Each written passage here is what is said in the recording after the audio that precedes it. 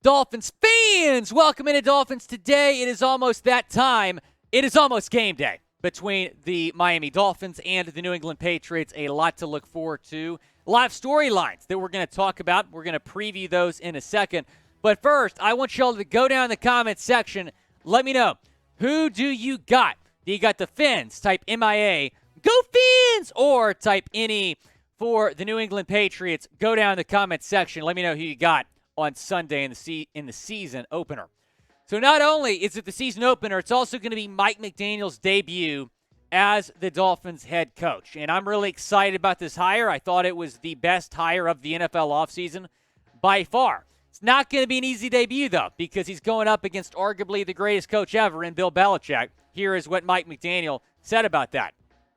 I mean, can there be a bigger disparity in career win-loss total? We do our best. I know one thing that coaches in the National Football League, especially experienced NFL coaches, especially arguably the best coach of all time, Bill Belichick, he's going to be prepared. That coming from Mike McDaniel. I'm excited about Mike. I think he's that dude. I think he's changed the culture for the better in Miami. I think he's going to do a phenomenal job as the Dolphins head coach. I think he's going to be Dolphins head coach for 20 years. I really do. And win Super Bowls here. I believe in Mike McDaniel. You should too. Show some love to the new Dolphins head coach and type McSwaggy down in the comments section. He's the swaggiest head coach in the NFL, so we're going to call him McSwaggy. Go down, type McSwaggy down in the comments section. Mike McDaniel's debut. It's also year 3 for Tua Tagovailoa. And it is a make-or-break year for Tua. Make no mistake, he's got to go out and live up to his potential, which I believe he's going to do. He has a new head coach, a new coaching staff that believes in him, something he didn't have previously, and he's got a lot of weapons. But, yeah, I think we can all agree it's a make-or-break year for Tua. He's got to go out. He's got to have a good year, or the Dolphins are going to continue to be linked to other QBs. They might draft a QB. They might get one in free agency. Tua's got to perform this year.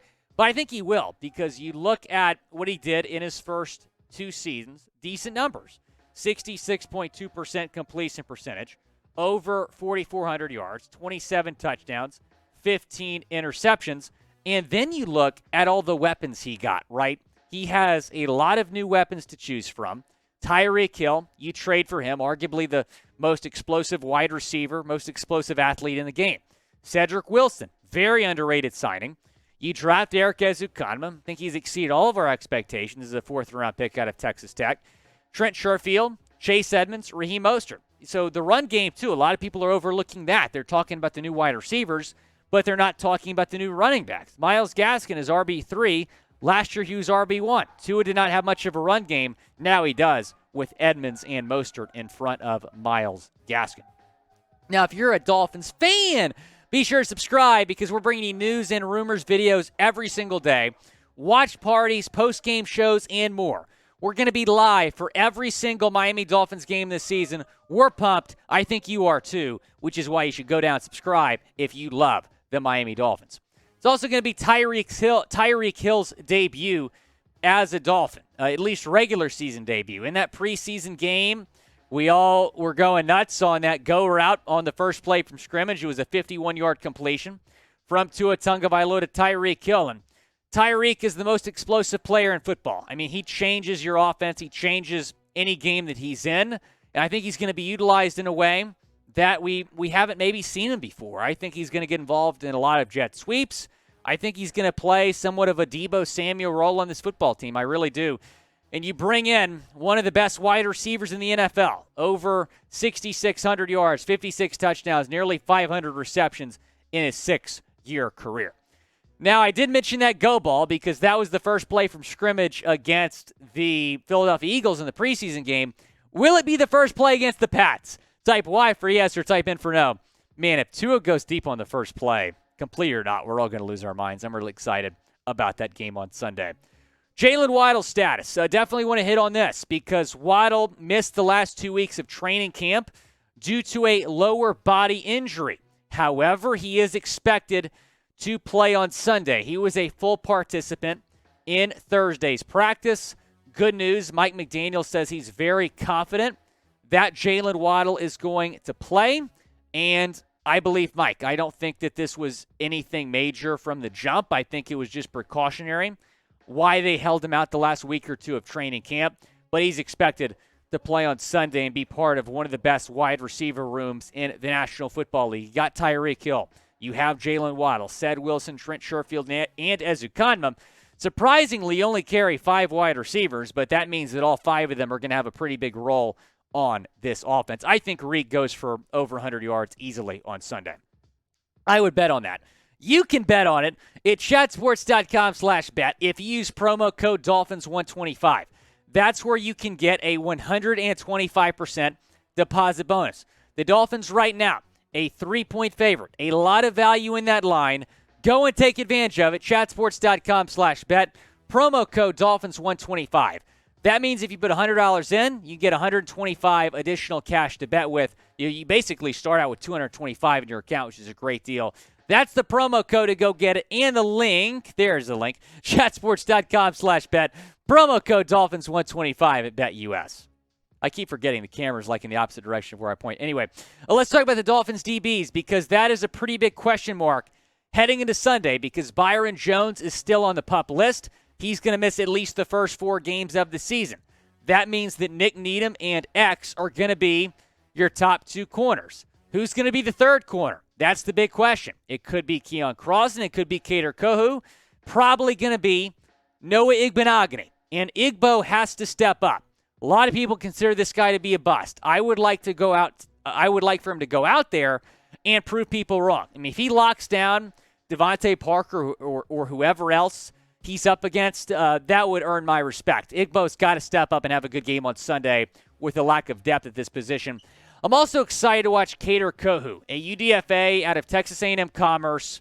A lot of people did not think he was going to make this football team. I don't know if anybody thought he was going to make this football team, but he did. He deserved it. He looked great in training camp, looked great in preseason games. I'm excited to watch him in his NFL debut.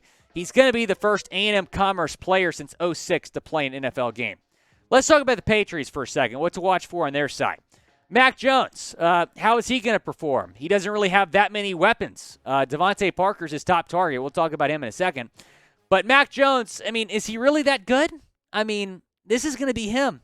This is going to be him on Sunday. The Dolphins defense is going to be putting a lot of pressure on him. I don't know how he's going to respond. I really don't. Here's how he did against the Fins last season. Did not win a game. 0-2 against the Dolphins in his career. 542 yards, 2 touchdowns, 1 interception in 2 games last season against Miami. Who's the better QB? Because I think most people around the league would say Mac, but I think I know what we're all thinking. Is it Tua or Mac Jones? Who's the better quarterback? Type Tua or type Mac? Down in the comments section, go down, let me know who's the better QB. Here's why Mac Jones might not be very good this year. Matt Patricia is probably going to be his offensive coordinator. That's right. The former Lions head coach, former Patriots defensive coordinator, is expected to call offensive plays. Bill Belichick, man, I know you're a future Hall of Famer, but what are you doing? Like, what are you doing here, man? I don't understand it. Matt Patricia's probably going to be calling plays. Patriots are a joke right now. They're just a joke. Matt Patricia is going to be calling their offensive plays, even though he has a defensive background. So we'll see how that works out. I think I see some disaster looming, though, this season in New England.